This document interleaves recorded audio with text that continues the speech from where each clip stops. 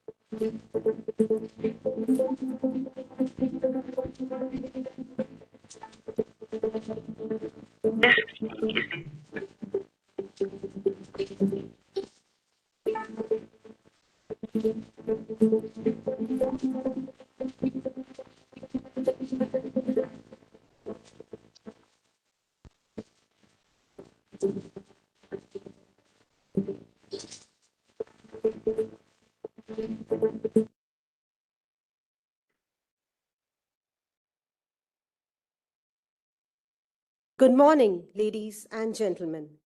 On behalf of National Medical Commission, Regional Center, Armed Forces Medical College, Pune, I, Major Ishita Manral, Associate Professor in Department of Forensic Medicine, And I, Major Kachri Bhargava, Resident Department of Pharmacology, AFMC, welcome you all to an experience that fuses the art of medicine with the magic of machines. Today, we embark on an extraordinary journey through the revolutionary realm of artificial intelligence in medical education, a field that's transforming the way we heal, learn, and imagine the future of healthcare. it's truly an honor to have such an esteemed gathering of professionals here today to explore how AI is revolutionizing the field of medical education. Together, we will dwell into how this cutting edge technology is reshaping the way we teach, learn, and innovate in medical education. Thank you all for joining us, and I'm sanguine that this will be an enriching and thought provoking session for everyone. We now begin with our opening ceremony. As we gather here today, we look forward to hearing from visionary of this remarkable CME, Lieutenant General Sandeep Thareja, Sena Medal, Vishisht Seva Medal, and Bar, Director and Commandant, Armed Forces Medical College, Pune, whose insights and guidance are sure to inspire and motivate us. He is an alumnus of Armed Forces Medical College, Pune, and has done DM Gastroenterology from AIIMS, New Delhi. He has exhibited unparalleled academic excellence, being recognized as the best DM student in 2005. His exemplary military leadership has been honored with esteemed awards, including Vishisht Seva Medal in 2011 and 24, Sena Medal in 2022. Furthermore, he has rendered invaluable service as a senior consultant in medicine, reflecting his profound expertise and dedication to the field. He has shown exemplary work in areas of therapeutic endoscopy and hepatology. We now welcome Lieutenant General Sandeep Thareja, Sena Medal, Vishisht Seva Medal, and Bar to kindly deliver the welcome address.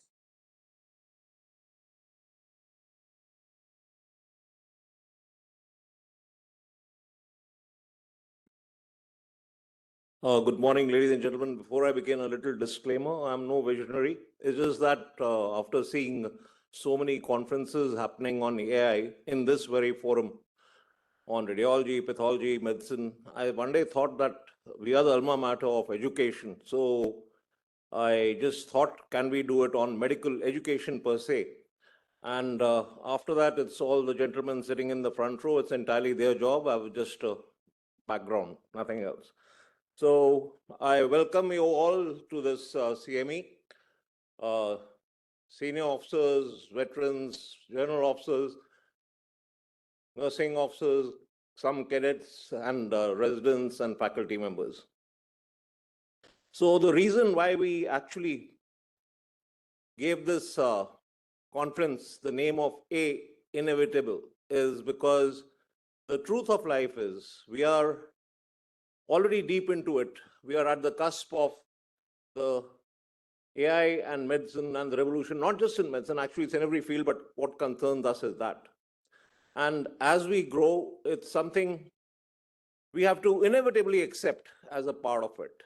However deep-rooted we may be in our old clinical methods of teaching or working, at the end of the day, we have to adopt it.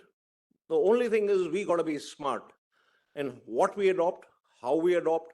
And fortunately, this is one field where what we sow, that will be what we reap. So if we get the algorithms right, I think we will be able to do that better, rather than some forced algorithms coming from some very technically educated techies who may or may not know much about medicine. And so that's the basic thought process of what made me think we should be having a conference on this. And for that, we thought the best way would be to get the best of the best from all over the country. And that's the reason why we are here. So it's my privilege to specially welcome Dr. Rajiv Yarwadekar, who is the Provost Faculty of Medical and Health Sciences at Symbiosis International University, as our chief guest. Thank you, sir. It's also a great privilege and honor to welcome our eminent keynote speakers, General Velu Nair, Param Vishish Seva Medal, Ati Vishish Seva Medal, Vishish Seva Medal in Bar, and Colonel Vardhrajlu Vishish Seva Medal, both retired, and both have been my mentors in my young days. And actually, more than that, I really idolize these two brilliant gentlemen for their clinical acumen and deep-rooted belief in medical education. That's why, sirs, I especially requested both of you, and I'm grateful for you to have come all the way, especially for this. I'm also grateful to General Nagpal, another luminary of this institute, who's always been a supporting figure for us in all our educational activities. And now probably sir is also hopefully getting into AI with all these things and will join up with us. I extend a warm welcome to Dr. Kalai Selvan, who is the Senior Principal Scientific Officer at the MOHFW. We are privileged to have among us leaders in medical education in India, Dr. Avinash Supe, Founder Director of IMA Regional Center, Dr. Praveen Iyer, and I'm happy to welcome from AIMS the faculty of Dr. Sumesh Gupta, Professor and HOD Dermatology, Dr. Deepika Mishra, Department of Oral Pathology, and Dr. Subhash Yadav from the Department of Pathology at Tata Memorial Hospital. I also welcome Mr. Rohan Manthena, Mr. Tarun Gupta, and Mr. Lewis Vimal, who will share their knowledges and insights and experiences in the field. We thought it's better for us to know the non-medical technical side also, so that we shouldn't be going on a tangent.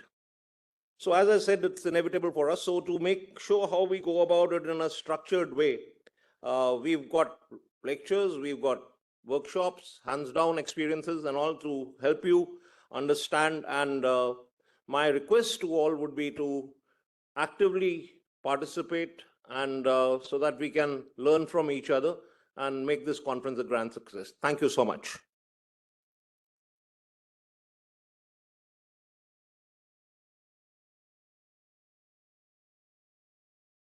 Thank you, sir, for that incredible start to this enlightening CMA. To enlighten us on this niche technology, we are delighted to have with us Dr. Rajiv Yarwadekar, Provost, Faculty of Medical and Sciences, Symbiosis International University. Sir is a gold medalist in MD Obstetrics and Gynecology and a PhD awardee from Pune University. He is a prominent member of numerous governmental and professional bodies, including the MCI, Maharashtra Medical and Nursing Councils, FICCI, and Nat Health. He champions the concept of health promoting universities at international levels, including the WHO Project on Health and Wellness in Higher Educational Institutes and the Fit India movement. Dr. Rajiv holds pivotal roles such as member of the Specialist Board for DNB in Obstetrics and Gynecology, the Accreditation Board for the Healthcare Sector Skill Council, and many more. With significant contributions to policy formulation, regulatory mechanism, and healthcare delivery, his impact on medical and nursing education is profound. His scholarly work in national and international journals further underscores his commitment to advancing healthcare excellence. Without further ado, I now invite Dr. Yarjeev to take the stage and share his valuable insights with his inaugural address.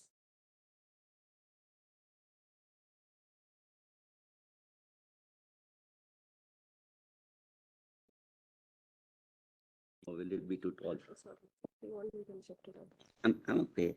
My idea is okay.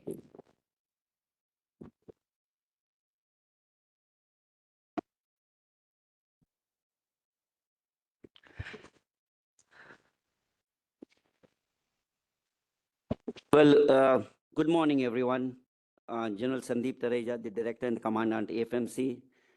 General Velu Nair, whom I had the privilege of listening to just yesterday afternoon at the AHA conference, President NAMS, other dignitaries and officers in uniform, other civilians not in uniform, Dr. Avinash Supe, my senior colleague at the Civilian Medical College, BJ Medical College, and AFM and Sassoon General Hospital.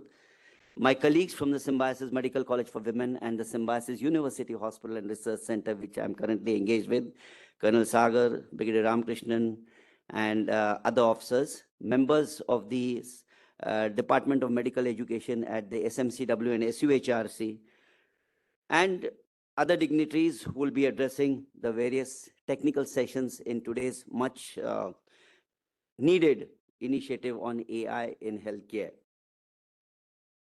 Well, on a personal note, I'm a Fauji by origin, by genetics. My dad was from the Ordnance Corps, but I never had the chance and the privilege of getting admitted to this prestigious, iconic National Institute. But my interaction with the armed forces continued throughout my childhood and later on as I joined Symbiosis, because Symbiosis has got a special place for the armed forces personnel. By its interaction with the Ministry of Defense, and I'm sure most of you, those who are resident in Pune, aware of the Symbiosis Institute of Management Studies, a management institute devoted exclusively for dependents of defense service personnel. And the subsequent engagement which we've had with armed forces personnel after the retirement. And today, every campus of Symbiosis is managed by a retired army officer of the rank of at least a colonel, if not more. There are a couple of brigadiers's also. So whether there are the 18 locations which we have in Pune, so those who are familiar with Symbiosis, with Pune, probably would be reminiscent of the fact that there are two roads in Pune. One is outside the airport, which is called as the Symbiosis Road, where we've got 5 campuses, and 4 campuses in the Model Colony, where we've got another few campuses. And each of these campuses, as I said, is managed by retired armed forces personnel, and we hold them in very high esteem, considering their dedication, discipline, and the other tenets of their army training which they get to the table. Well, today's topic, AI, on the word inevitable, I was introduced to the officer Deb, and I'm particularly happy that he uses the word inevitable. And he talks about technological innovations and invasions which have crept into all parts of our life. Suffice it enough to say at this point, a few decades back, Vijay Mallya was questioned, and I don't know whether it's politically correct to utter the name of a fugitive who's gone overseas, but he was asked about the foray of technology into healthcare, and he said that I dread and shudder the way we have incorporated technology in the aviation sector. If the medicine people were to incorporate and engage with technological innovations as applicable to patient care, we would be having a crash landing every day. But times have changed, and maybe 20, 30 years down the line, I'm sure Vijay Mallya would be forced to eat a humble pie. As General Tareja said, I claim no professional expertise and training into this domain of artificial intelligence. And to a certain extent, I don't know, some of the officers sitting here and some other than barring the young cadets and the young officers, people of my genre and generation would be familiar with a senior cricketer and a senior commentator, Lala Amarnath, and would also be familiar with Dr. Narottam Puri and Anand Satalwad. These are the days of the radio commentary. How many of you are from my genre who can relate to Lala Amarnath? If I just can have a hand vote. So there's a significant crowd of this population in this August audience. And it reminds me of, if I could take a detour for a couple of minutes about what used to happen when Lala Amarnath was the expert commentator. There was this Anand commentator, the main commentators, and we are not talking of today's world where everything is so visible and so, all the cameras and the sound mics and all that, everything is so visible and palpable that you can see the match better off the field on the TV rather than sitting in the ground in one of those obscure stands. And Anand Satalwad or Narottam Puri would say, just if I could imitate, that ball pitched trifle short in length by Bob Willis, Vengsaka going onto his back foot, shuttling outside his off stump and square driving it between extra cover and mid-off, and the ball racing to the boundary. He used to give a very vivid description of what length the ball was, who was the bowler, where was it pitched, how Vengsaka's footwork, etc., etc. Lala ji, could we have your expert comments? And Lala is supposed to be giving expert comments, no disrespect to the revered gentleman. The ball was pitched outside the off stump. Vengsaka put out his right foot, got in line and drove the ball between extra cover and mid-off to the boundary. So probably I'm reiterating what is going to happen today with experts much more qualified in my field, in this field, and talking about the implications of AI in healthcare, right from the time of the teaching, training, research, the ethical and legal implications. And I'm glad to see that there are some successful entrepreneurial studies, also case studies, which are going to be covered in the end of the day. And that gives a very wholesome and a very rounded view to this concept of artificial intelligence, which we are going to be discussing in the sessions from now on. And talking about the teaching and training is precisely as an academic, we all agree that medical education has undergone a sea change right from the time, we had the dissections and then we went to simulations. So it has been a journey. The medical education has been a journey from what we say as formative learning, dowsing with information, then informative learning, and today we are looking at transformative learning, or what the world today talks about disruptive learning and disruptive teaching. And AI comes in this genre, in this category of disruptive learning, where, as General Tareja rightly said, we are at the cusp. We are at this generation which has not learned, which has not been trained. But as they say, and this is something in Marathi which I'm directly translating, if you have not been treated well by your mother-in-law, if you have not been treated well by your mother-in-law, do not mistreat your daughter-in-law. Do not translate the handicap and the disadvantage of your training, your upbringing, your grooming to the Gen Next. We would be doing a disservice. And as academicians, as governors, or as patrons of nurseries of education, which we represent as academicians, we would be doing the greatest disservice if we do not do that. And therefore, our handicap should not be translated into the generation next, which we are rearing. And I always discuss this with Colonel Vijay Sagar and tell him that what we had not learned, whether by simulation, whether by LMS, or whether by AI or any other advancements in teaching, training, and learning and research, should not be translated, because these medicos are going to go out into the open market, so as to say, in years to come, where today's may know or can know competency will become a must know competency. So these are some of the things which we need to know of this transformative journey. And you have to develop innovative ways of teaching the student. This generation is not used to the papers. They are not used to books. How many of these young millennials would be even reading a newspaper? They've got it all on their palm top, or they would have it on their mobile. And I was told the other day that the average attention span as a max of 2 minutes, 1.5 to 2 minutes. So we were doing a promo campaign at Symbiosis, and they said, come out with a reel, no more than 60 or 70 seconds, rather than giving a long discourse. Because even if you see our WhatsApp, we tend to scroll, and the moment the WhatsApp says read more, we delete, we go on to the next WhatsApp. Even that's happening with us. And I must admire here specifically General Velu Nair, the way, the discourse which he gave yesterday. So it was a fantastic talk. And coming from my generation, or maybe senior to me, of course, the way you analyze the AI implications, hats off, and congratulations for you to you for giving this wonderful lecture the other day.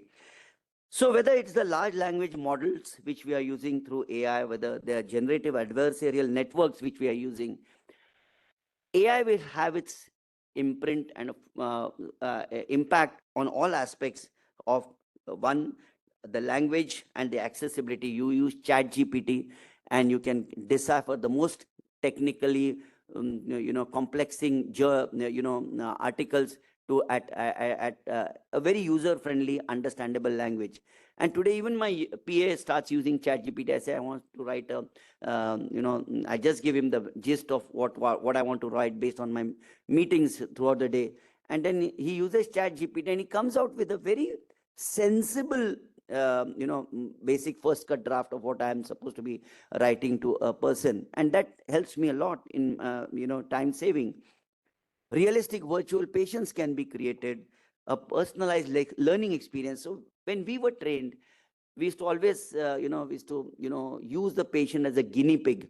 And when I remember there used to be this very limited number of patients, limited edition patients of AR and AS, aortic regurg and aortic stenosis.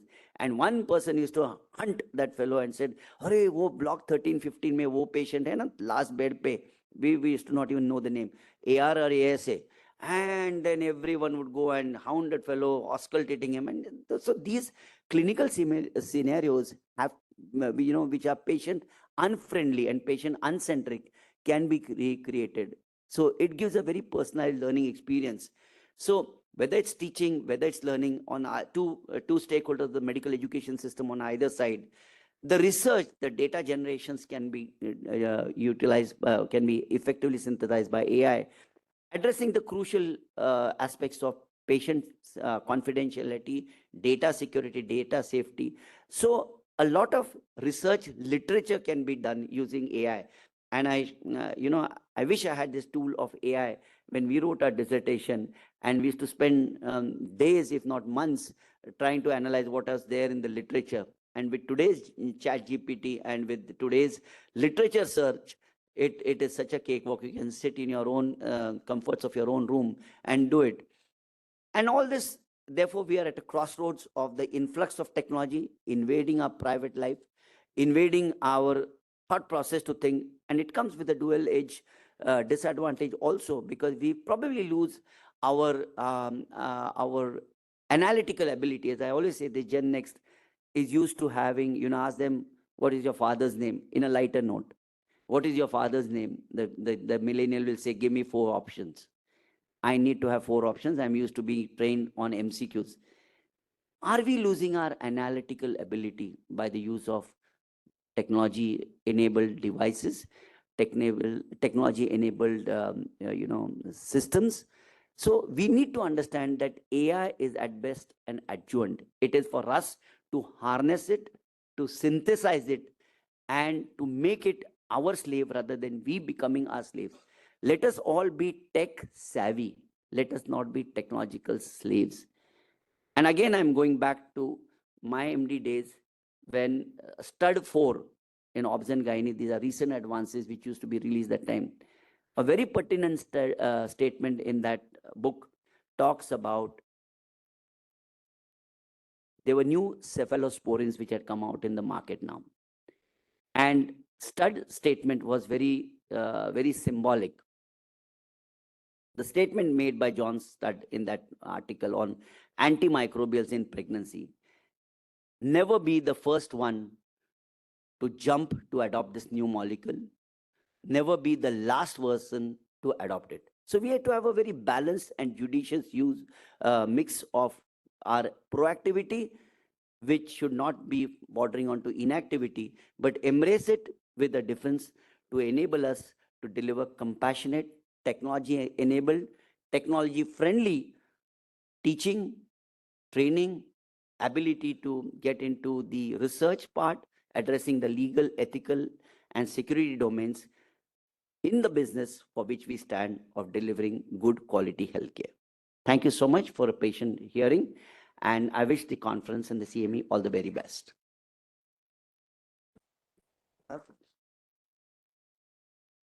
With the undertone of be the change that you desire to see, sir, thank you for this. Thank you for the wonderful address that you gave us and being the guiding light of the CME. Your realistic example of that ARAS patient in the ward, mother-in-law experience, and Chat GPT for drafting her speech has really made this CME more relatable to all of us. Thank you, sir. May I now request Director and Commandant AFMC to please felicitate Dr. Rajiv.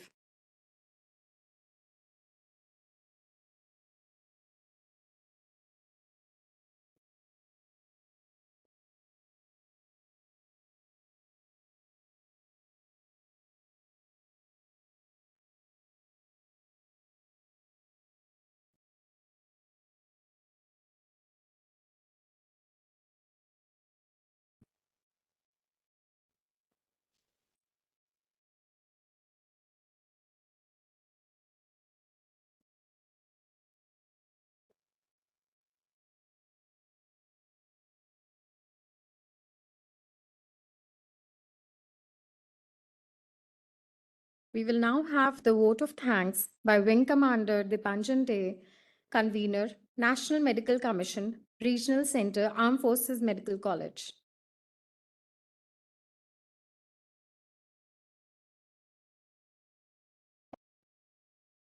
Thank you, Kajri. Good morning, ladies and gentlemen. The CME on artificial intelligence in medical education begins. And it's both a privilege and an honor to express my heartfelt thanks to each and every one of you who have contributed towards its organization. First and foremost, our Director and Commandant, General Thareja, thank him for conceiving this idea of having a CME on artificial intelligence in the context of medical education. So that encompasses all specialties, all departments. And he was the one who told us that we should go ahead and plan and organize, and we did exactly that. In fact, the first thing we did was to run to our chairman. The NMC Regional Center's chairman is our Dean, General Giriraj Singh.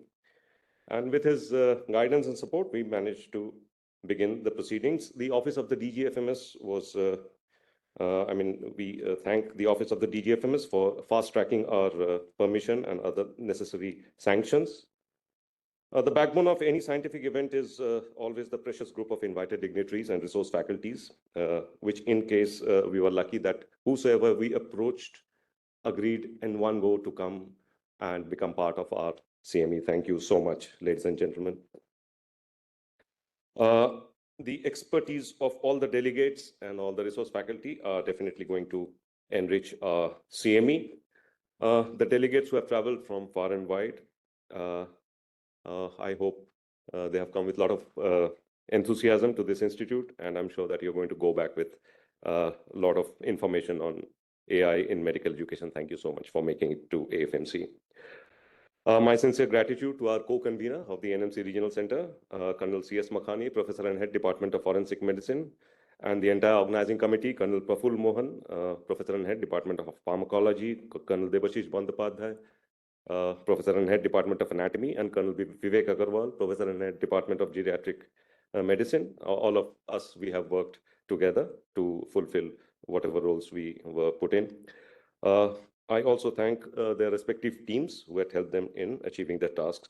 Not to forget, our sincere gratitude goes to our IT officer, Colonel Sandeep, our company commander, quartermaster, then the HQ Quad, the Office of the Brig Adam, the Brig Training, the OIC Debate and Quiz Society, the OIC Medicine Club, and the officers' messes of AICTS, Command Hospital, Southern Command, and AFMC for their wholehearted support.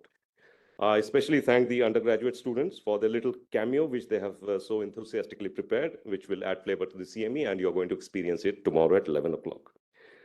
And finally, I thank our staff in the Department of Medical Education, the teaching aid cell, the staff managing the stage, and the audiovisual system here in this auditorium. Thank you so much. And of course, I offer my sincere apologies to those who have inadvertently missed out, acknowledging. And I'm grateful to everyone who has played a role in making this CME possible. I'll not take much of your time. Let us now see why exactly is artificial intelligence so very inevitable. Thank you so much.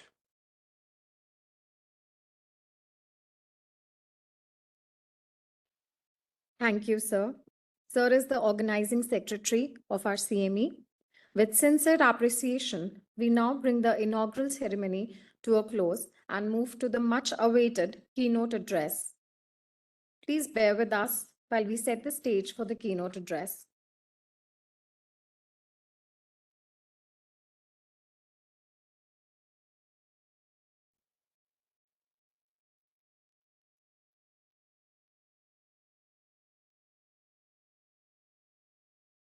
To address the evolving needs of end users, students, educators, and healthcare system, medical education must continue to innovate while staying learner-centric.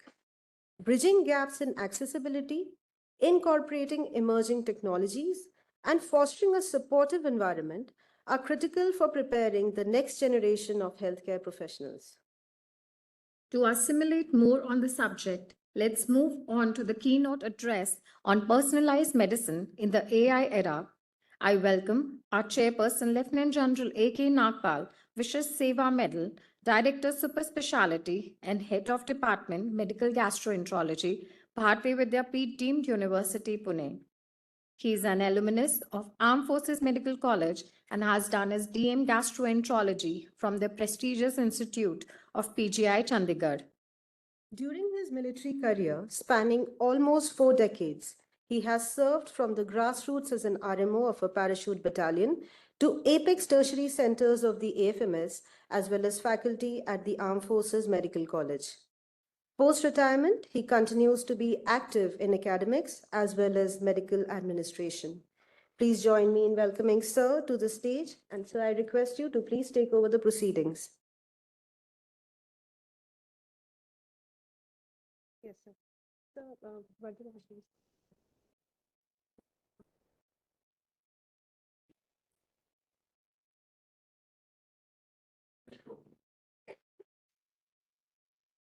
Ladies and gentlemen,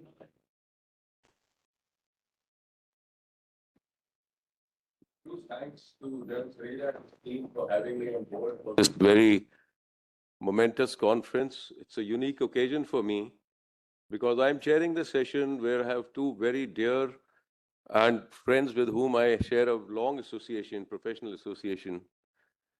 So that's very heartwarming. And then being in the hallowed Bhardwaj auditorium is always very heartwarming. The icing on the cake, as I said, for me is on a personal the equation that I share with both these speakers and the long years of steadfast friendship they've seen me through. Reggie, I would like to call him Reggie, Colonel Reginald Vardurajulu, Vishesh Seva Medal formally. We go back to our advanced course medicine days. And then he's evolved into a very astute clinician, an eminent neurophysician on the national landscape. And his premature retirement, I'm deviating from the script. His premature retirement was a big loss to the AFMS. We lost a very astute clinician and a wonderful officer. But since he's contributing immensely in the CV street, it is somebody else's gain. So I'm proud of you, Reggie. Now, you can read his CV there, but as I said that I will give you the other personal attributes of his. For me, he's always been the epitome of a soldier doctor, apart from being a very, very astute clinician. Post MD, he has served in the tertiary care circuit, including 2 tenures in the Armed Forces Medical College. And therefore, having had a long association with the academia, I think he's best suited to deliver this talk on medical education, the state of the medical education as it stands today. I think this particular field, we are far away from perfection, and I'm sure Reginald will have some solutions to address the maladies which afflict the problem. Colonel Vardharajulu, it's all yours. Thank you so much, sir. Am I audible at the back? Yes? Uh, General Nagpal and General Velu, we go a long way back to 77 when I joined AFMC and landed in the ladies' hostel.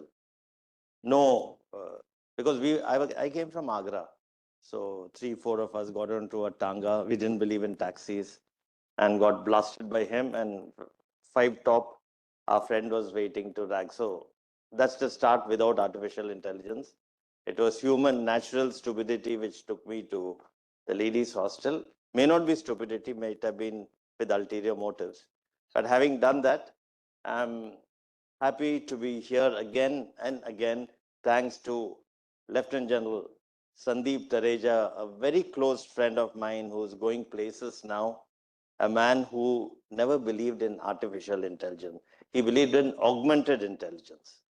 He could handle 2 wards. General Velu will go in the old army hospital, Delhi Cant, which used to be teeming with 6 deaths per day. So I had to only have one go-to person, then Major Sandeep Tareja, because I was also a major like him, and we were trying to sort out things. And we had General Velu there to, put his hand on top of us and say, just go ahead, don't worry about the fatal documents. So that was the era in the past. But to tell you, let's start. We have come a long way. We have come a long way in end user. And I take the foundation course for medical students in my medical college, and there are 150. Now there's going to be 250. It's totally dog eats dog. So you're really privileged to be on the tip of the iceberg. How many of you are the tutors? Put up your hand. Jafar, you're not putting up your hand. You're a tutor. And how many of you are the tutored students? Any undergraduate students here? Or PGs? That's okay. Nursing students? No, all are tutored. Fantastic. So you see, finally, in any development or innovation, the end user is forgotten. The end user can never, that's what I was talking to one of my students the other day. I told them, what do you feel about AI? They said, sir, the AI, the patient is the final point of contact. The robo can never be. So robo can never develop a snake bite. He can never get a GI bleed. So how does it all work? Human versus human, robo versus man. Will a time come when the end user, that's the human being, becomes irrelevant? May not be. So with that preamble, I start to tell you an end user's viewpoint on not artificial intelligence, augmented intelligence is a better term to use, because we need to be part and be relevant to the whole thing. We also need to know that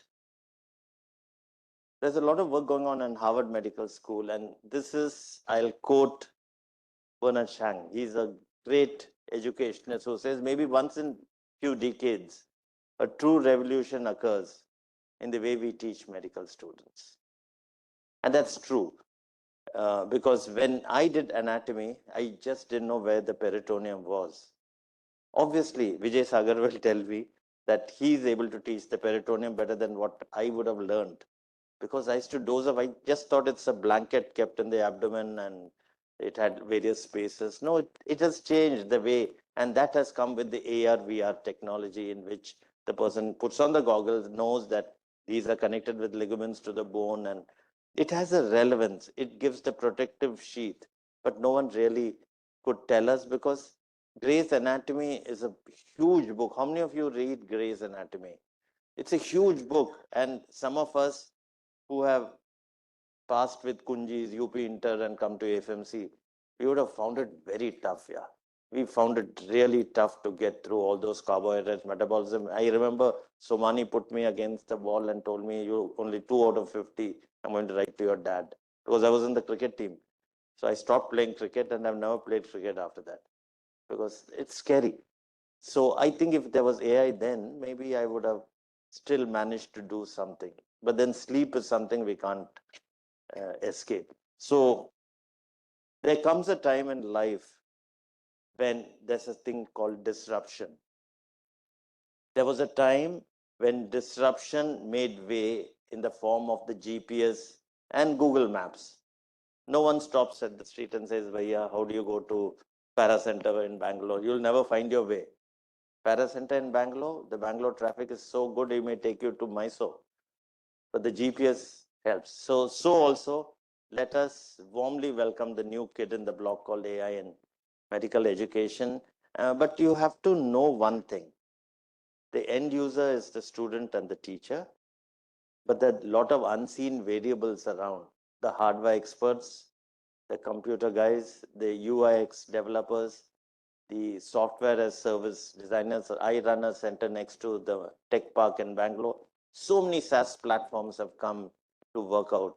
One SaaS platform is the Swiggy. So you may have great SaaS platform, and as Praful put it across, maybe we might have to break the AI and LLM models into silos because it's going to be a huge thing to, if you go through the CBME curriculum, 3 volumes, and each volume is made in such a way you don't know. Competency 111, the principal comes to me and say, well, which competency are you taking? Sir, I'm taking consolidation. He said, that's not the competency you're supposed to take. You're supposed to take upper motor neuron. From where do I find that upper motor neuron patient? So the world has moved. The NMC is very clear in its dicta that you have to adhere to the CBME. And if it's CBME, we need some AI assistant, a human. Firstly, I told you you're cream de la cream, tip of the iceberg. No problem. I think Ranjit Nair can post anyone he wants into this college. Not so in private medical colleges in rural India. No one wants to come there. UP is going to have 75 government medical colleges soon in district hospitals. Nakwal sir, you know how it is. How are we going to handle 75,000 to 1 lakh students by tutoring them about medicine curriculum? It's going to be a very tough ask. Students will get high marks, but when you go to the casualty and you have a mass casualty or you have unknown poisoning, those are the times you start thinking, are we running a very truncated course? Because it's difficult. It's really difficult to, handle it. And that's why when we talk of AI in education, it will help in the teaching. There'll be intelligent tutoring systems. You're supposed to do what are called as small group discussions. Do you all do that small group discussions? In 10 rooms, you put 20 students. Vijay, you must be doing that. Where's Vijay? No. But where do you find those 10 rooms in a district hospital? So AFMC, you can get anything done. General Sandeep Tareja can just order something and just move it. But in a rural medical college, to get 10 rooms, great difficulty. So if you want uniformity in medical education, we need to probably get some of this edtech or medtech platforms. And I think the best medtech platform can be developed from the Armed Forces Medical College. Am I right? You have enough people who can speak. Jafar already runs ATLS courses all over. And you people can have certifiable courses running from here, like the Walter Reed Institute, in US. So my job with my IQ now below 100, I cannot tell you too much about AI, but I can tell you the right place to do the AI from. The right place to do the AI development. Is Arnab Ghosh here? No. There are some whiz kids around who do all this work. You need a collaborative model. You need a place where, and I think this is one great place where you can have an AI kind of work going on.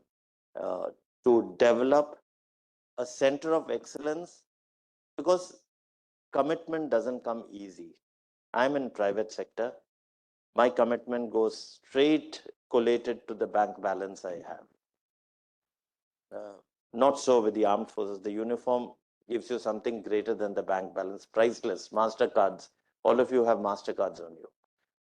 Not so with us. So, you are actually the right people to launch and take off AI. And you can develop it in a major way by what I'm showing you here. But then it has its own disadvantages, challenges. Infrastructure, AFMC will tick that box. Definitely. You have good infrastructure. You have, in our time, we used to have a teaching aid cell where there used to be a Sardar Bamra, he used to make all those slides and all. But now I don't think so you need anything like that. You can develop an LMS platform right with some, public-private partnership, IT. I can see the IT team sitting here. And you need UX developers, all comes at a cost. Second is the ethical issues. You're all in uniform. There's a whole lot of things we have to know. I don't have to tell in this platform, but I can tell you there are people from some countries who have attended the long defense management courses. They've attended JC and they've gone through it. So in AI, a hack can take place anytime. As many good people are there in the world, there's an equal, or if not more, in the dark web, who can trouble you with the, what are called as AI hallucinatory psychosis. That means the GPS will say that go right up the bridge wouldn't have been constructed, where you'll fall. So you have to be very careful when we, embrace AI.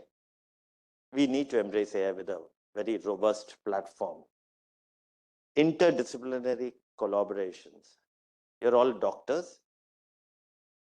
You'll also understand over a period of time, AI work is going on in tech parks, in the IITs, in Indian Institute of Science, not so much in the medical colleges, because we are not trained enough to be in that kind of a situation.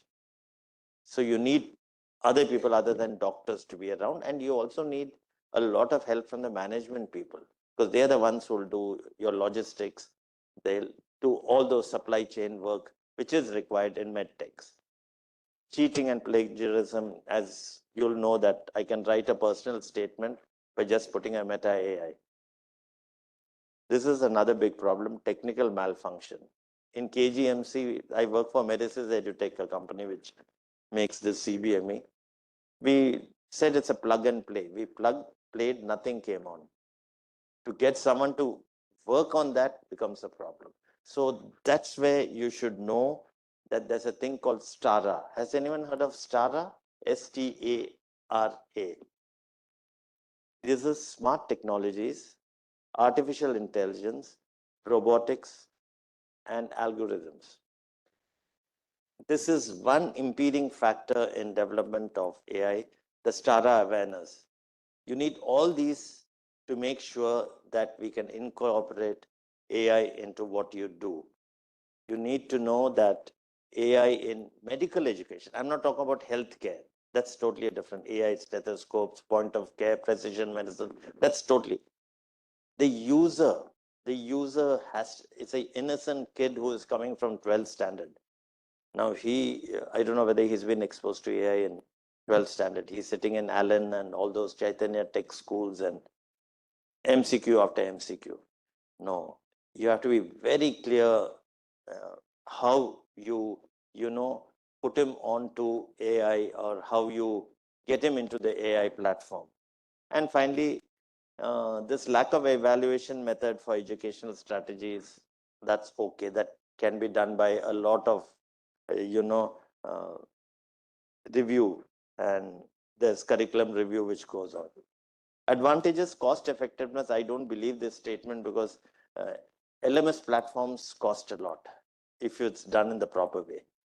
And now 1 lakh students We are supposed to be training 1 lakh students. AFMC, fine, but there are other colleges as well where you might have to apply this model. There's a lifelong journey. We can't, and it's evolving. Since it's evolving, we can't use archaic methods now. We need to change as we move on. I have 9 minutes, sir. I will stick to it. Nagpal, sir, I'll stick to this 9 minutes. I won't go beyond.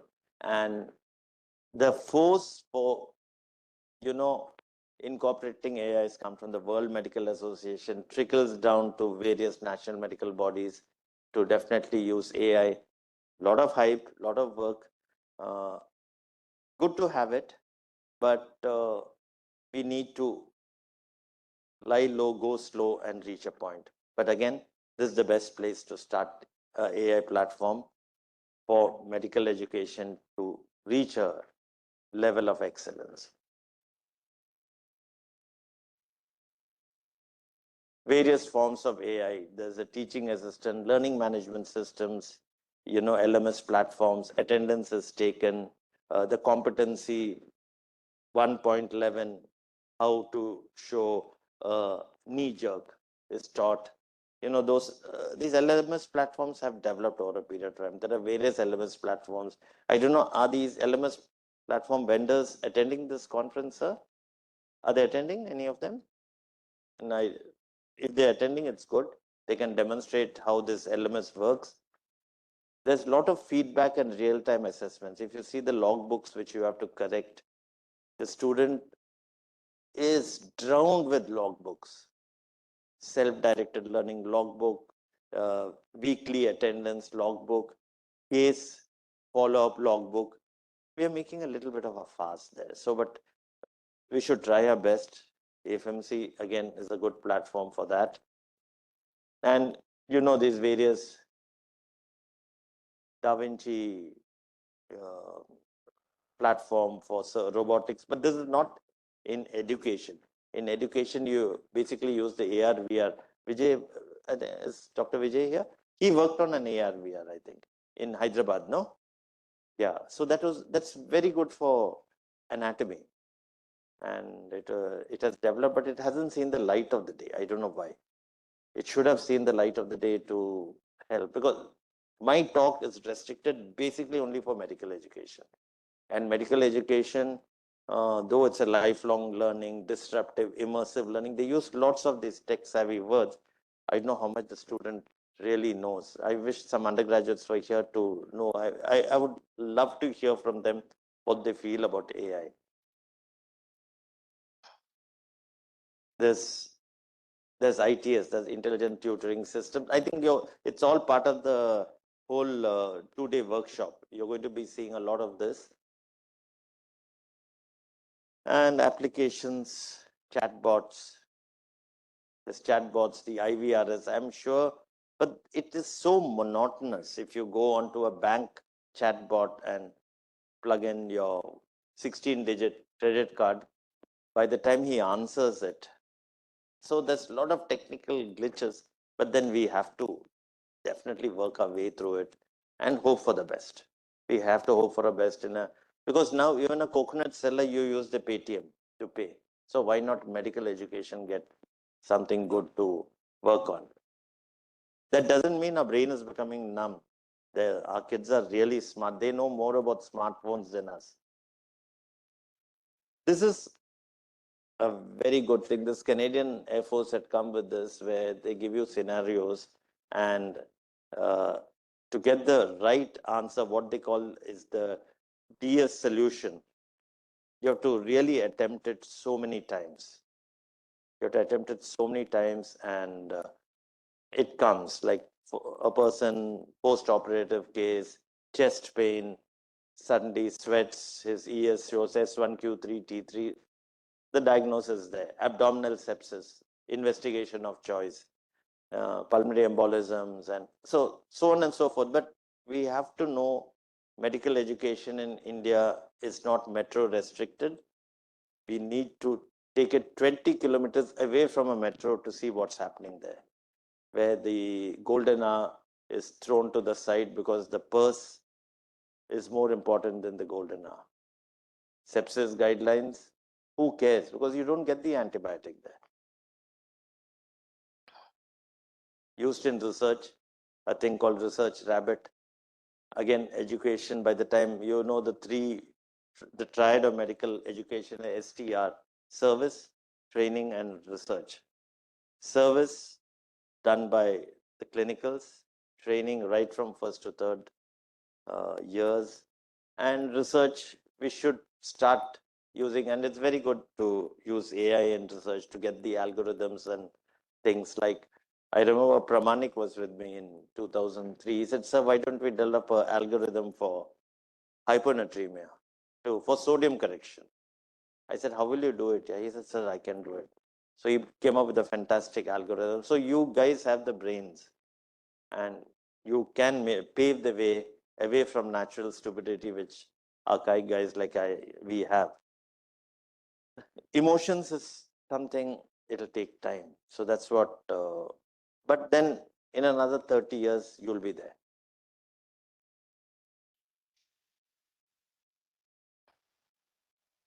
I still remember when I see this, I can only remember General Nagpal. We both were sitting in the ICU and there was a senior cardiologist. He had admitted his dad. We saw a flat line.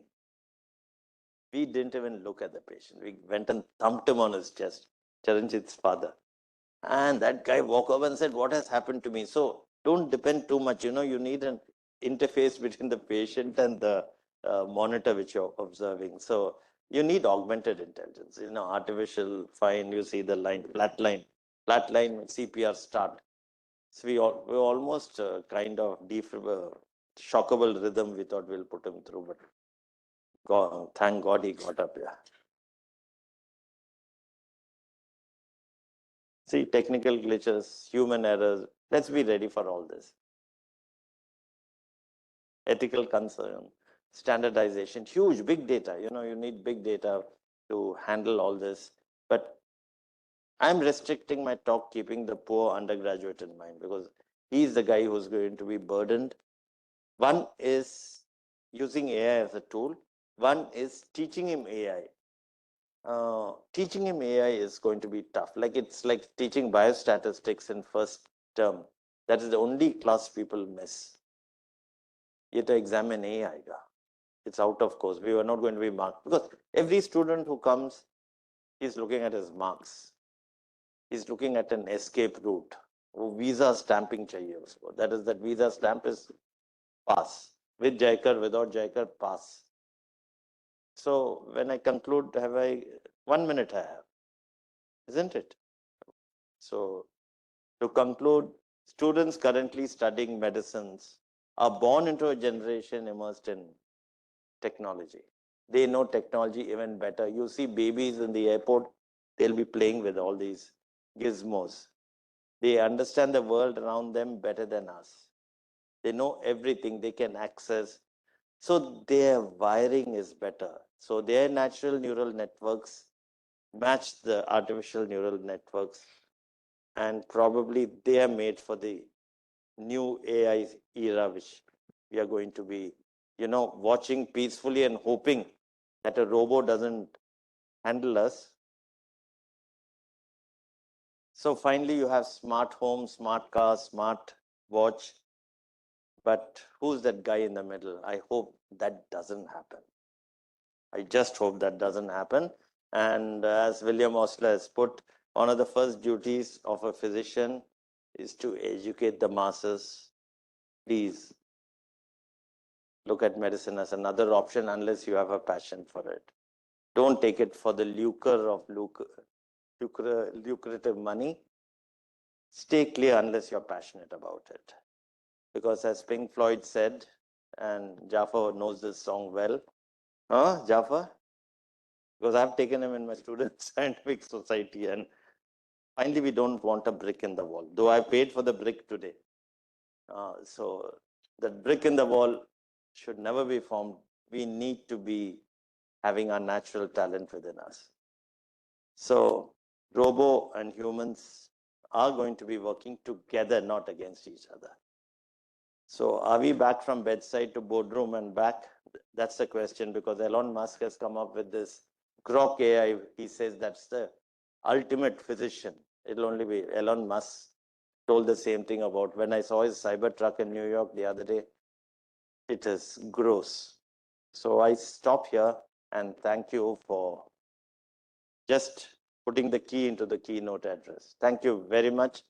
And God bless each and every one of you. And I hope the AI platform comes from the Army and the patent comes to Army. General Sandeep, a good initiative. And I'm sure you'll make sure wherever you sit that this comes back, because this is your brainchild. You please keep holding it and taking it to another level. Thank you. Thank you. As always, Colonel Varadarajulu has spoken from the heart and he's touched upon the nitty-gritty and given us a glimpse of the way forward and how the hurdles can be overcome. In my interactions with interns and PGs where I work, I was quite enamored and quite sort of horrified to see an app called Marrow. I wonder if those kids have everything on their palm top. And Marrow makes up for the mediocrity of our teaching faculty. Barring AFMC, I'm telling you, we are a cut above the others. Barring AFMC, there is mediocrity in the teaching faculty as it stands. I'm sorry to say that, but being candid. So I thought Marrow steps in and covers that gap. Although it takes them away from bedside medicine, it takes them away, but then they have it at their palm tops. Any lecture, any demonstration of UMN science, element science, the works. And I'm told it costs about 40 grand for a year's subscription. So that's AI for you, which has already penetrated into the system. So let's see how things evolve. Performances, Marrow is just Yeah. shows a student scoring 300 out of 720, to get a score of 650. Everyone is looking at 600, but at that, to get 600, some commit suicide, some give up, some say become real estate agents. So what happens? You're the privileged people. You are the privileged people. Stay where you are and do your job, as General Nagpal said. Everyone has Marrow. The teachers are by the way. So if someone is teaching the mid-diastolic, they said he's useless because mid-diastolic murmur has gone out of the system. But I'm glad we are not in that league. And would you take a brief interaction with the audience, Reggie? Not really, sir, because I'm scared to take their Okay. questions. But if you have any, you can try me, because I don't promise. The disclaimer is I'm not a boss of AI. I think we'll leave it here, General Tareja. Well, then let's applaud him in our usual manner.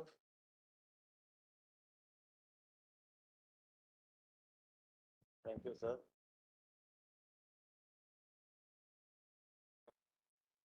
At the end of the session.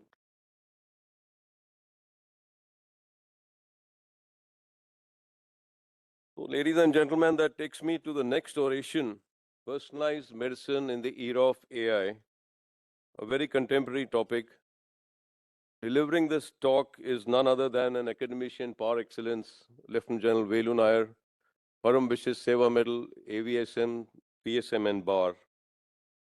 He is currently spearheading the hemato-oncology program as well as the BMT program at the Apollo Cancer Center in Ahmedabad. I leave it to the audience to go through this CV which is projected. It's very, very enviable, it's exceptional, and I dare say that it may not be emulated in a long time to come. So Velu, greatest strength to you. Now, I first met up Velu, little bit of trivia, in the July of 1973 when we were roommates in 6 Mid 2. And as a batchmate from the earlier days, it was very, very obvious to us that this man stands head and shoulders above the rest, and he's cut out for much, much larger things in life, and he has proven that to be the case. Well, he's no stranger to this audience. We are all acquainted with his well-earned exploits, if I may call them, in the field of teaching, academics, research, and what have you. He has worn many hats, and there are many feathers in his headgear. His CV, as I told you, is very difficult to emulate. His dream run has been truly well deserved. And as is customary, I'll briefly substantiate what I have spoken. Look at his, and it was no surprise that he headed the Army Medical Corps. He was dean of this prestigious institution as well as the ACMS. He is now currently the president-elect, or are you president already of NAMS, of National Academy of Medical Sciences? He's on the board or is the chairman of practically any national committee, work task force, or academic council. It's not a single one that he doesn't represent. And in doing so, he has raised the stature of the armed forces as well as this college. He has been instrumental in the framing of very, very robust guidelines at the national level for venous thromboembolism, for BMT, as well as nuclear emergencies. He had an insatiable appetite for publishing, and I think 300 odd publications bear that out, and we are still counting, Vilu. So I don't think I could go on and on, but then I think we won't keep you away from the speakers. So it's all yours, General Nair.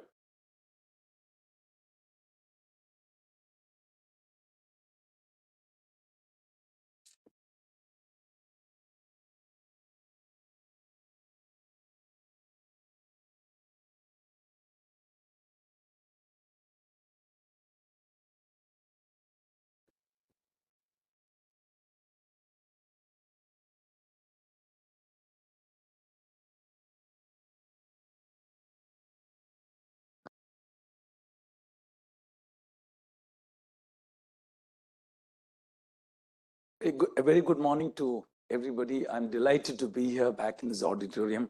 And every year I look forward to coming back here, actually. You get a high when you are here. And I must thank my roommate, my batchmate, and close friend, Akhil, for those kind words. And thank you very much, General Sandeep, for having invited me. And Major Sandeep is the first person I met him when he was a trainee. And dengue epidemic in 1996 was a monstrous epidemic. 4+ was the fatality rate. And the Army Hospital Commandant gave us a ward, and the two of us looked after that ward, and we got the first cell separator from the National Defense, disaster management funds. And he was also looking after the acute ward and the dengue ward, which was full. And I think he did an outstanding job. So I look forward to serving with him thereafter when Army Hospital twice, we were again working together as colleagues, and it's been a pleasure. Thank you very much. Raji, my very old friend, gave such a nice talk, and I could keep hearing, and I wanted him to go on. And as a matter of fact, like he said, the undergraduates is the people you really feel for, and you want to give it all that you can. I like to draw a distinction before I start my talk and my timings, okay? I start my timing when I start the talk. So this is the preamble. So there's a difference between tutoring and mentoring, okay? And so I just took a session for the National Academy on mentoring the mentee, okay? Tutoring is giving a lecture, going home, and he's scoring, going for exam and scoring. Mentoring is knowing that person. There's a continuum. It's not a cross-section. I know him today and know him for the next 2 years. And I know him, I know his nuances from his physical to his mental health and his capabilities. I put all that together and have a holistic approach. That's mentoring a mentee. So with AI, just get out of that cross-sectional teaching of tutoring. Get into mentoring. And that I think is very, very important. And AI should not curb your creativity. Okay, so the last slide which Raji showed, I really liked, with him in the center and all the smart things around him. Don't let that happen. So don't let it kill your creativity. Now, I am going to talk on personalized medicine, which we've been practicing in hematology for nearly 12 to 13 years now. So it's what we do is what I'm going to show you. And my time starts now, Chairman, sir. Okay, can I?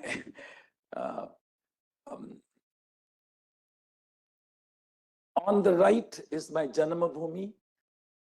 On Your left is my Karma Bhumi. That's Army Hospital, okay? And in center is where I now work, Apollo Hospital, Ahmedabad. I head the Apollo Cancer Center. This is the outline of my talk. Now, artificial intelligence is known to all of you. We've already heard so many versions of it. And in your daily life, from GPS to Digi Yatra, we are seeing it, okay? So it's nothing unknown to us. But what we want to know is how it's transformed the future of healthcare. So I'm going to give you a little snapshot on AI with healthcare, then go on to personalized medicine, okay? Just see this slide. The light blue is the clinical trials in cell therapies for regenerative medicine and things like that. The dark one is gene therapies. You see from 2016 to 2023, we are actually galloping on, and gene therapies is catching up. And we're looking at about over a $50 billion market in another 4 to 5 years, which is a happening place, okay? And if you see this pie diagram, over 30%, both stem cells and gene therapies comes from oncology and hemato-oncology.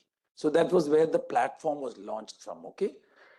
So it's becoming a big player in all fields. And one of the biggest fields is clinical trials. Cost money, difficult to do, and you never end up accruing the right amount of numbers that you need. So the biggest reason for termination of a trial today is not being able to accrue the patients, okay? And now AI can help you solve that to a large extent. You don't want a round peg in a square hole.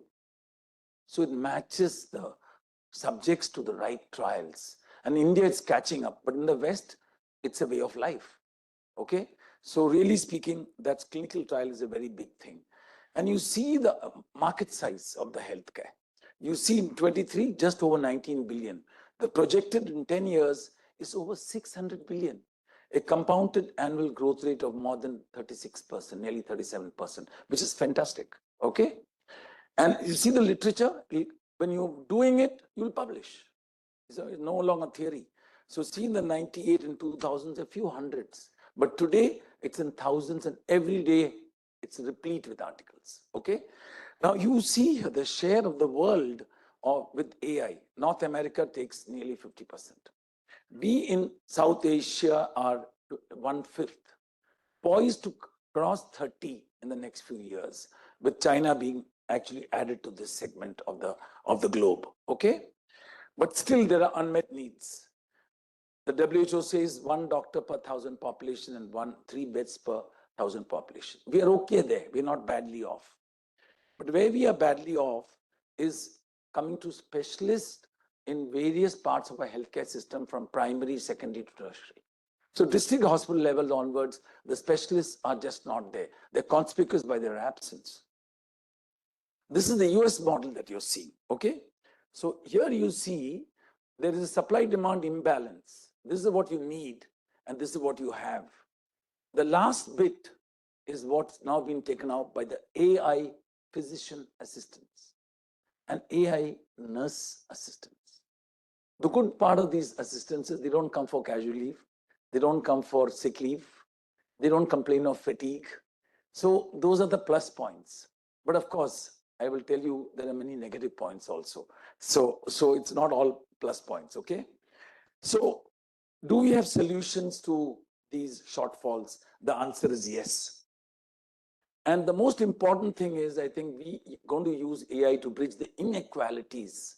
And we should not, on the contrary, widen the gap between the developing and the developed, or the poor and the rich. And that's a very important catchword here. And that's happening, unfortunately. So we must make sure, like in COVID, the vaccines first went to North America and Europe. Then they suddenly realized, oh no, if it's in Africa, we're going to get it back. Some other strain is going to come back. So you can't just vaccinate in America and think I'm safe. You're not. So because diseases don't know barriers, they don't need visas. They just cross. And COVID taught us that, okay? Now, I was asked to give a talk for the UNESCO in 21, okay? It said AI for IA, okay? And this stood Artificial Intelligence for Information Accessibility. 140 countries attended it. It was a walk-in platform, all virtual, but it was beautifully done, just post-COVID. Okay, I really enjoyed talking on AI in healthcare. And we again talked with the hematology bias. Now, is it accepted by patients? To an extent. And what's really missing there is, the nuances of humane patient-doctor interaction. And the pandemic taught us that the human touch, वो nubs को feel करना बहुत जरूरी है. The good old adage, So with the PPE, when you went, you just were there like a robo. But he never got you to touch him, even when he died. So COVID-19 was a monster, which taught us that what empathy means, what physical contact means, and how much we crave to meet each other. So that's no different in medicine. So obviously, you can see there are big gaps which are not replaceable. Okay? So acceptance by the healthcare workers, there's always a scare. Are we going to be replaced? But don't forget the literacy amongst us is also levels are not very high. The numbers are small, and actually the progress is not as fast as it should be. But the most important thing is what I told you. And we have to, tackle these things. And for that, as a country, we have to get active. What are the, regulated courses? What are the approved courses? When do I say you're AI qualified? And many things which are the ethics part of it. I'll talk about that. Okay. Now, the early adopters of AI-powered personalized medicine was things like IBM Watson, Google, Flatron, and Philips Health. These are all realities for different segments. Okay. Apollo Hospitals, where I work, adopted the IBM Watson model for oncology and genomics. Each cancer patient's cancer journey is unique, and there's a different treatment plan which is personalized. One size doesn't fit all. And to deliver this in unparalleled and personalized patient care across the hospitals is possible by using the platform of genomics and algorithm-driven softwares which are now made available. Obviously, you have to pay money for it, but it's available to the Apollo group of hospitals. So coming to the key components of personalized medicine, starting from genomics to pharmacogenomics to biomarkers, and these are all we are using. These are all real time. There's nothing distant or artificial. And I rather call this as machine intelligence. There's nothing artificial about it. When a machine can take on a world champion on chess and beat him, it's intelligence. Nothing artificial about it. Only thing it was a machine. So I rather call it as machine intelligence rather than artificial intelligence. But by tradition, it hangs on. So we use these biomarkers, especially in cancer, for prognostication, diagnostics, and predictive value things. And these are actually happening. You see this picture here. This famous lady knows no introduction. Angelina Jolie actually got her BRCA test, BRCA1 and 2, which is a risk factor for cancer breast and cancer ovary, and runs in the families. And when she realized she's got it, she did prophylactic bilateral mastectomy, a huge thing for a Hollywood actress. Okay, then she realizes it can be ovarian also. She got ovaries and fallopian tubes to removed. So what is the message here? As a public figure, as a Hollywood actress, the public sat up and she was on the cover page of Time and said, this may be the way to go to prevent. There may be only 15-20% of the breast CAs which have a positivity rate here. But if you have it, God forbid, you are in for a big chance of getting the cancer. So if that's where we are in a good space. Okay. Now, we've been doing one size fits all. Anybody comes with any pain, any infection, we have a standard approach. Can we actually make it more personalized? And that's very important. And I will show you why. Okay, so on your left is one capsule which shows this is the treatment for everything. While here, multiple treatments for multiple problems. Advantages, adverse events can skyrocket here, minimal. Efficacy is much better here. And obviously, you get, much more benefits than actually problems when you can actually go on to personalized medicine, which is a reality. In a few years, they're going to demand it of you. Okay?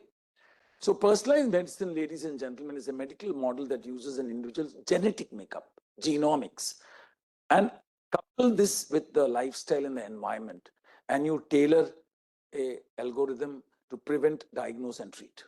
Okay? And that's also called precision medicine. And we use all these platforms. Now, this cartoon I made to show you, when I have cancer of the blood, it's called leukemia. Okay? You do a bone marrow transplant. The whole body suffers. You look like a Nazi victim. You lose your hair, you lose your skin, and 30 to 40% morbidity. So it's not a good space to be in, but it's hitherto incurable. So you're saving his life. But if I know where the cancer is, I can just knock off the cancer. It'll be very good. So this building has got a terrorist sitting in the middle room. Okay. So what I'm going to do here is I'm using a missile to blast the whole house. I need not do that. Here is, I know where the terrorist is. Okay, I use a drone, I bring a targeted therapy, and I just knock him off. So can I just knock off cancer and spare the body? Yes, I can.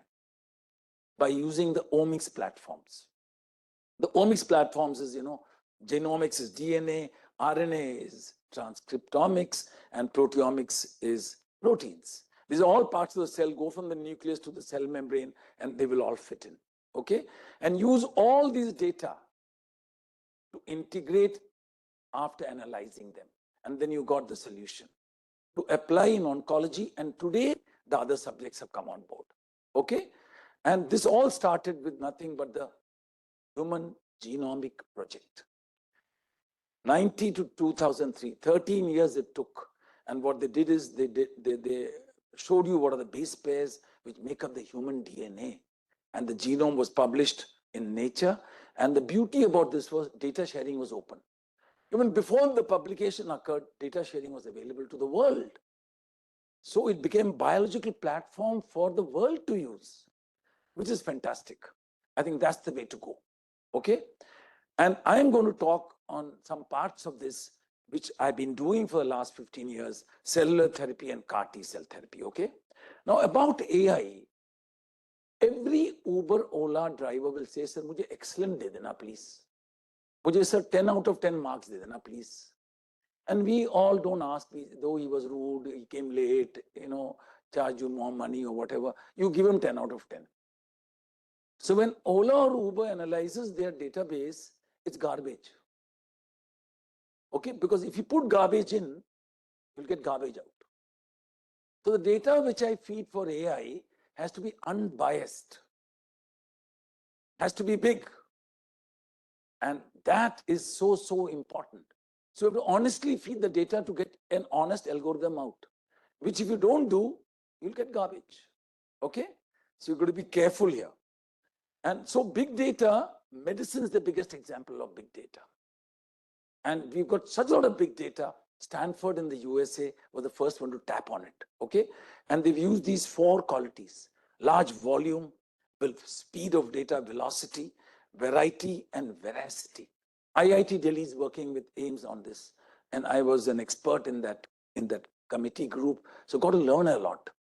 How can you remove the background noise of big data to make sense of big data? And that is where we are today. Okay? And with that background, I'll take you to the regenerative medicine part, which is cellular therapy. First thing was bone marrow transplantation. Okay? This is an important graph. Looks busy, I'll make it simple for you. We are talking of 2 eras, 80 to 84 and 2000 2004. In the age group of 15 to 34 first, and can go to older ages. 10 years survival in acute myeloid leukemia, a monstrous disease. 80% mortality about 15, 20 years ago. Today, 70% survive. Now just see here, the red one in 80s, less than 20% survival at 10 years.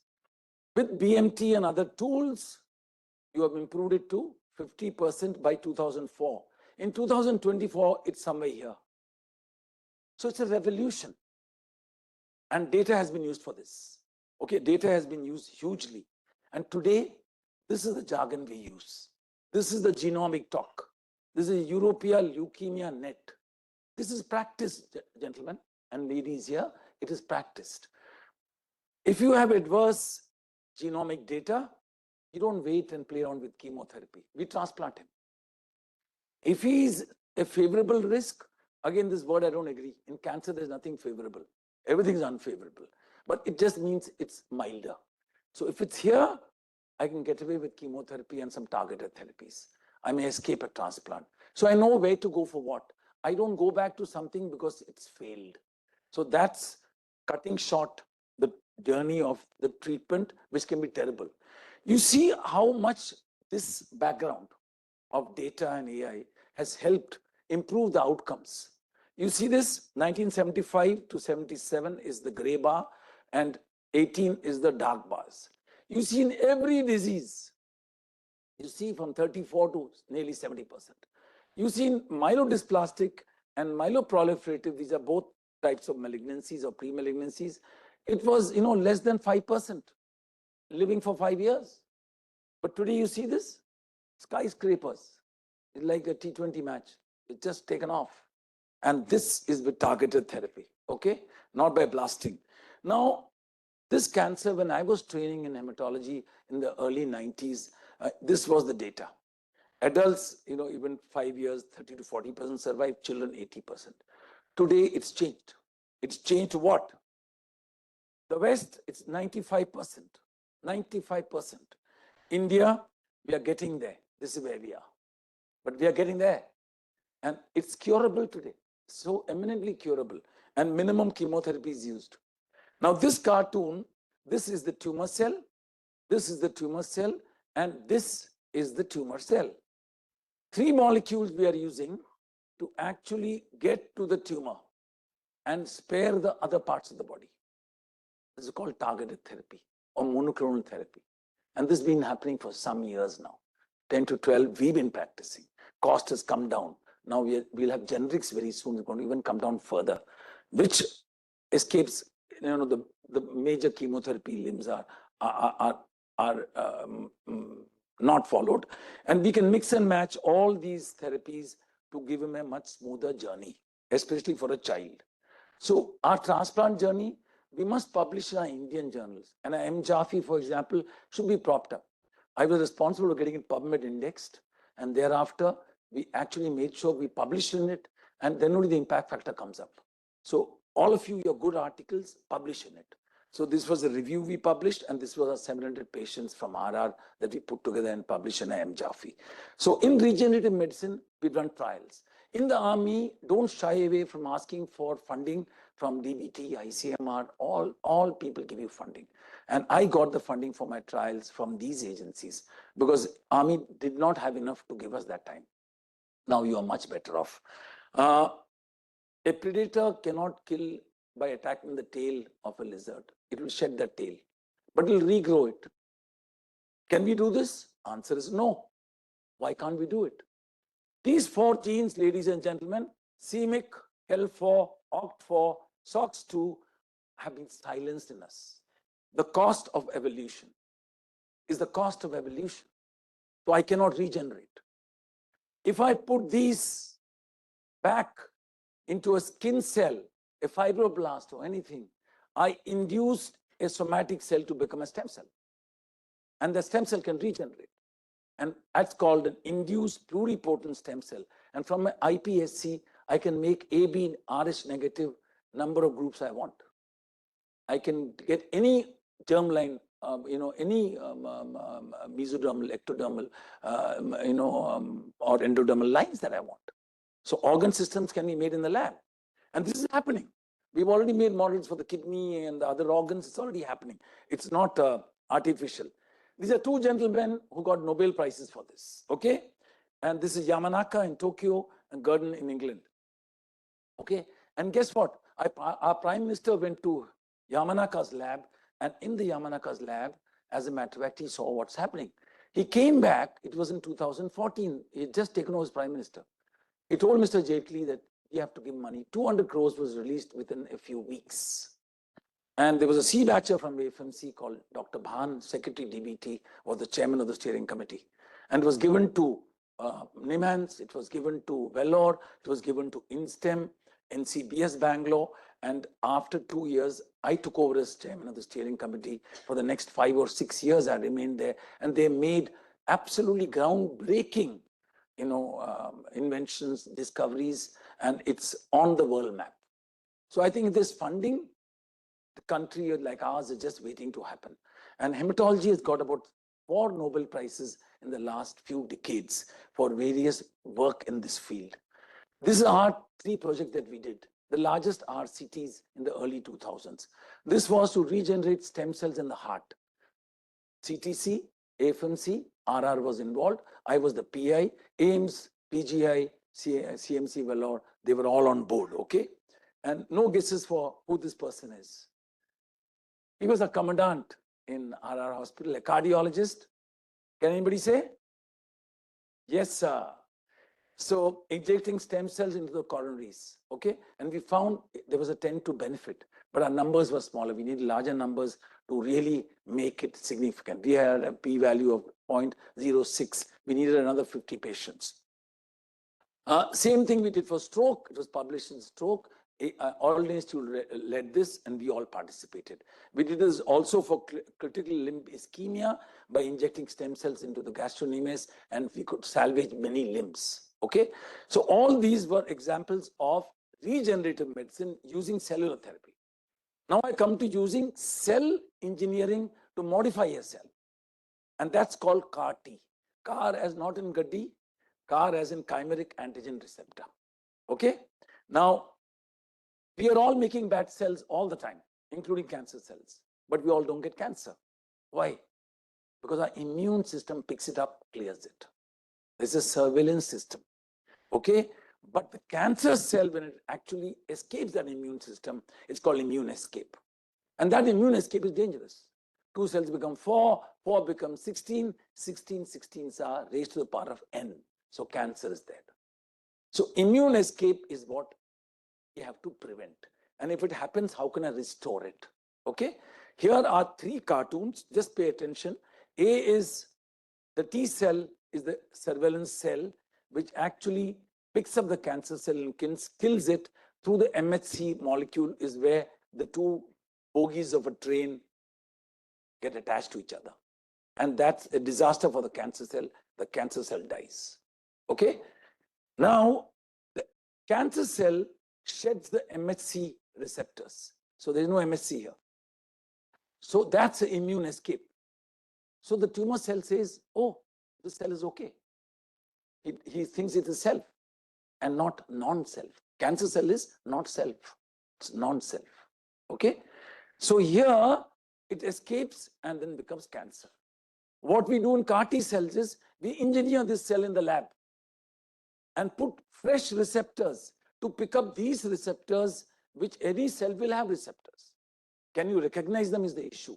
Can your immune system recognize is the issue. So we train and re-engineer this to have receptors to pick up this and then kill the cell. That is CAR-T cell in a simple form. Okay, so it's nothing. CAR-T cell is, if you see here, this is the tumor cell, this is the CAR-T cell. So in the CAR-T cell, I'm putting a receptor to pick up the tumor and kill it. So it's a living drug.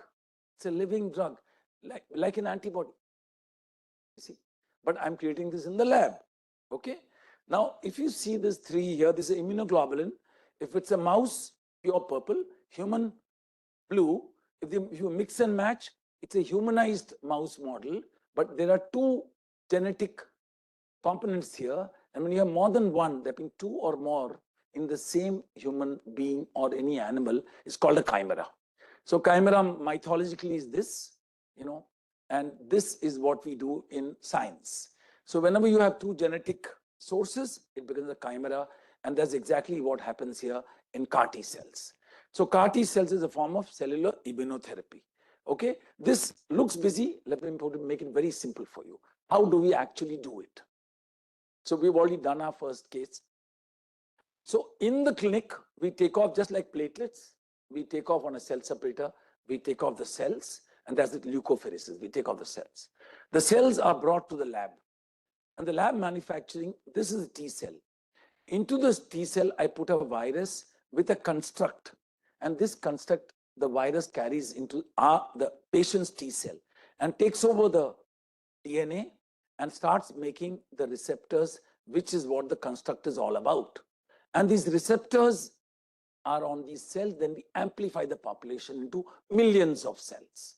And then I take it back. If you see here, the receptors are attracted to the targets on the surface of cancer cells. Now I made the correct receptor and the immune escape of the cancer cell.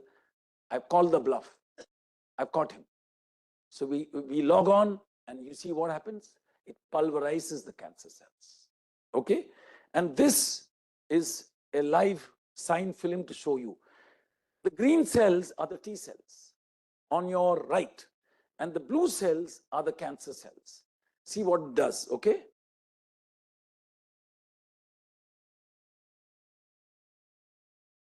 It's gone.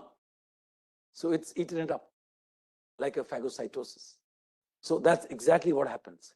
But there's always a flip side.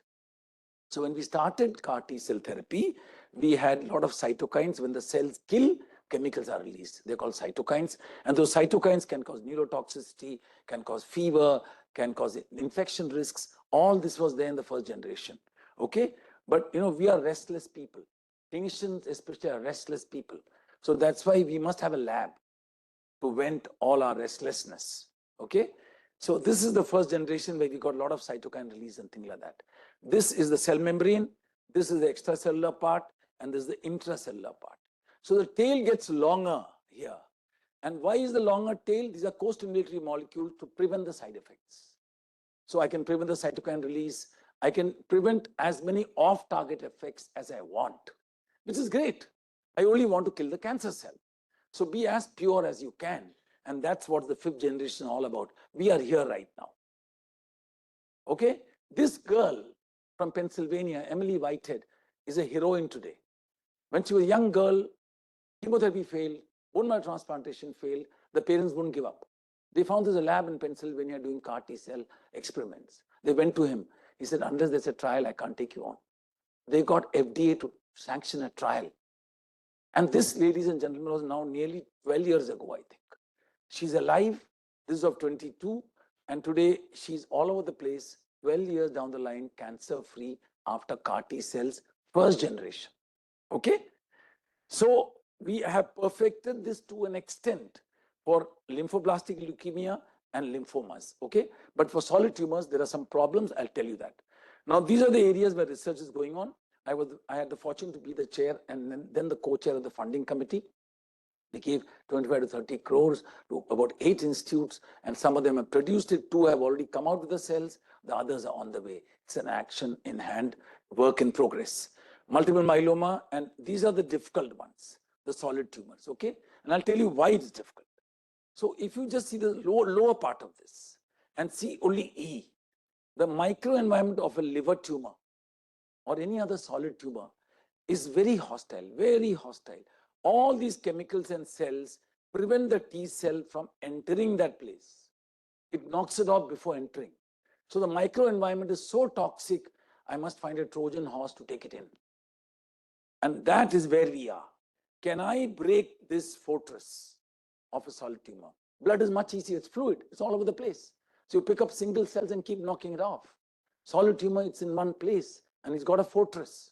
So this is where we are, and I'm sure it's a question of time we'll find the answer. And we are using AI amply to actually tackle with this, okay? And always the ethics and limitations you have to know. And our country is happening. I want to tell you what's been done, okay? So AI in radiology is a big thing now. Any radiologist here? Yeah. So, but what happens when a reading of an MRI is wrong and the patient sues? Who will you put the blame on? The AI, the doctor, or the institute? It's an ethical question. He has sued you. You missed a lesion on the MRI and has gone through the AI under signature of a consultant. So these are real-time questions. Actually, they're in our country even now, and offshoot of telemedicine and things like that. So here are 2 documents. It's in the public domain. 3 downloads. ICMR ethical guidelines, National Academy, where I am a council member for the last 5 or 6 years now, where I'm the president-elect. We have got 20 task force for the unmet needs of the country. Okay, this is task force number 7, where we actually have brought out with all the pundits in our country on AI. We have brought this out. And here, if you see the chapters, they're giving you a backdrop, they're giving you the problems, and they've also told you what you should do. Now, what's not happened is the regulatory process. The regulatory process, you must know. These are the facts, the evidences you must know. And here you see, it's come a long way in 2017. Now we have the DPDP bill of 23. This also is in the public domain. So you have got a regulator who's working on it, but the goalpost keeps moving every day dynamically. So you have to follow up. What was there yesterday may not be true tomorrow. So you must keep following this, okay?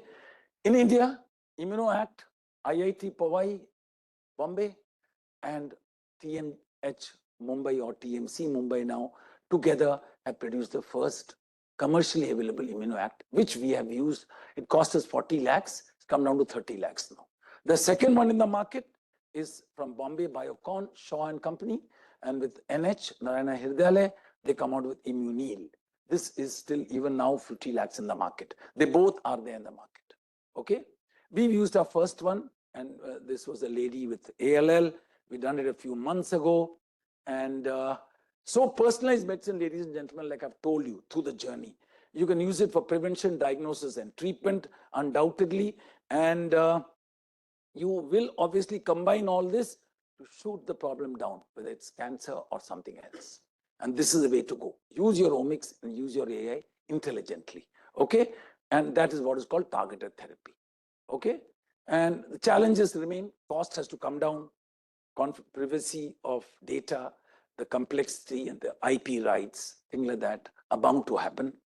And the doctor's worry is, am I going to be replaced?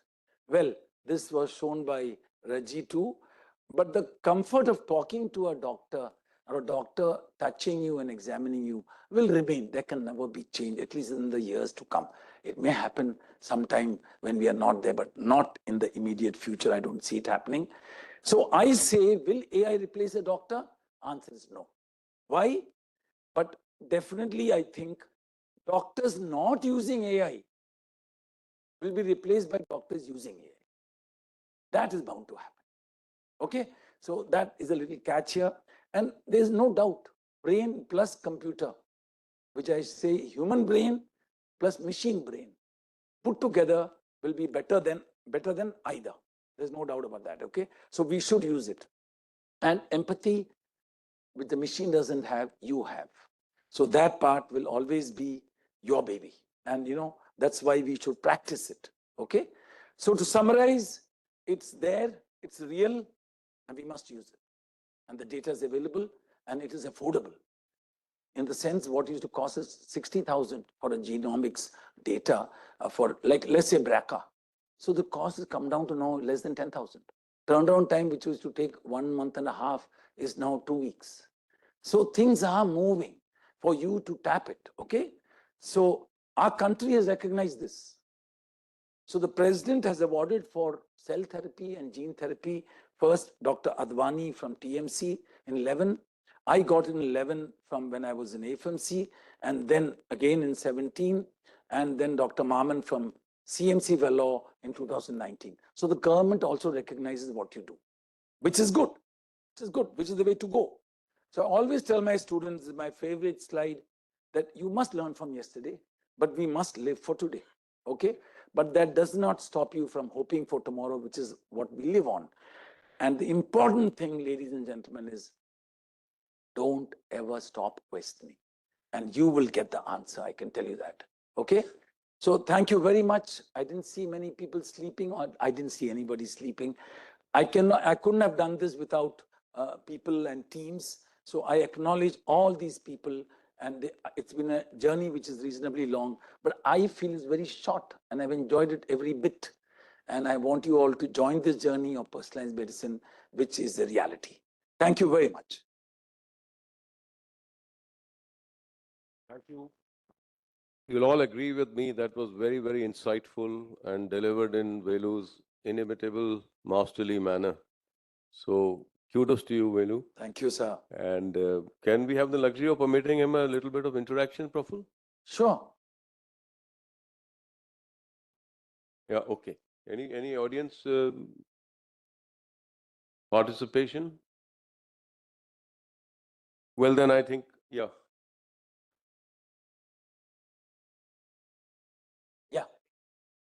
Yeah. So, in the armed forces, we in RR hospital, we set up a lab also. So we did these 2 trials, and, the funding is an issue because you need, like our funding was 11 crores, which was more than what the FMRC whole budget was. So that is one issue. So we have to collaborate. And today, the platforms of DBTI, CMR, CSIR are all willing to fund you. So we must collaborate, and you must have the passion, and you must have a team.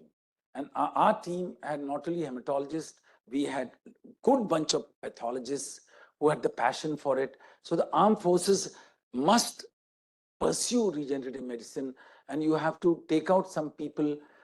When I did my high-altitude study, I didn't look for geniuses or senior people. I looked for people with a passion who were dying to reach Ladakh and didn't want to come back. My problem was to get them back after we reached there. So passion is what you need. And with passion will come leadership. And with leadership will come a team. And the forces will always support you. We have people, progressive people like General Sandeep now in the chair. And I know the bunch of them, all of you are going to be there tomorrow. So it's up to you now. But we could do it. You will do it better than us. So I think you will have to sort of, get going and set it up and get the people who want to do it. You can't force it on anybody. I realized this is one area you can't force it on anybody. Yes, one more question from there. Yeah, one more. Yeah. Yeah, the young lady. Oh,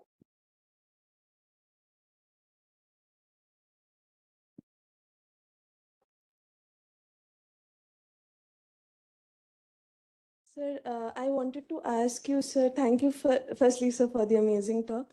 Sir, when you mentioned about AI being more accurate and how can we, when we are using AI, how can we ensure that we are using AI in a way that it is more accurate? Because many a times when we put in some input and we would get a particular answer, and maybe later on if we give it in a different way, we would get a different answer. And also, sir, how can we develop AI to suit our needs so that we can ensure that the AI that others use would thank be you. more I've accurate? got your question. This is a evolving field, what you asked, Major Ipshita. And that is, firstly, are there any training courses to actually train you to do what you should do to answer your questions? So how should I use an AI? And is the AI a validated model? Okay, so a validated model is very important. Just generate in the backyard of your own workplace may give you the wrong answers. So there are many silos working which need to be validated with a common denominator. But don't have the common denominator, and who decides the common denominator? The government of India. The country's need. And the private players come on board as a PPP model, as a public-private partnership model. So you need to have validated AIs. You need to have, I showed you one slide, we don't have enough training. So NAMS has started a 3-month training with the IT Hyderabad, which lasts 3 months and costs you also a package, costs 40,000 or something like around that. It's a 3-month course. It's a virtual course. The first course is ending now, and we are oversubscribed for the next course. We hope to run at least 3 in a year. So the government of India is going to bring out certain things where there'll be an audit tool. There'll be an exit audit. That means anybody and everybody attending doesn't become an AI specialist. He has to prove his or her worth at the exit by an audit. So all those things are yet to be put in place. So it's very new in our country, but your answers will definitely be formalized in the next, I would say, couple of years. But they're very relevant questions. Yeah. Well, thank you. And I think that was a very, very vibrant session. Thank you all, and maybe. Thank you. Thank you.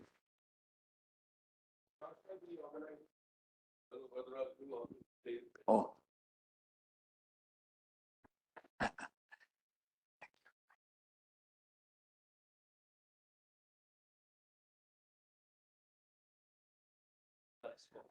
Hi, Raji.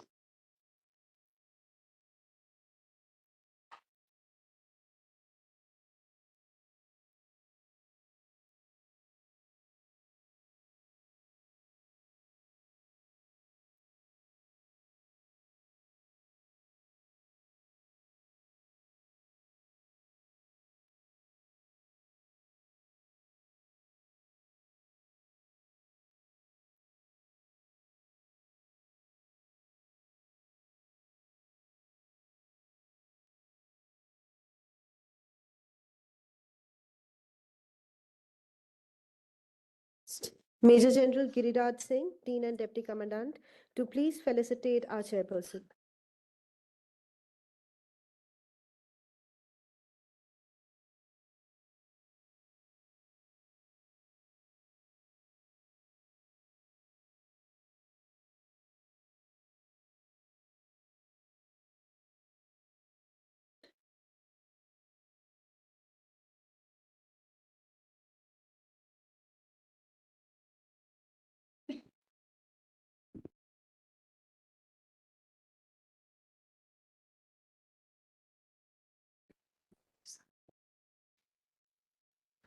With this, we have concluded this session.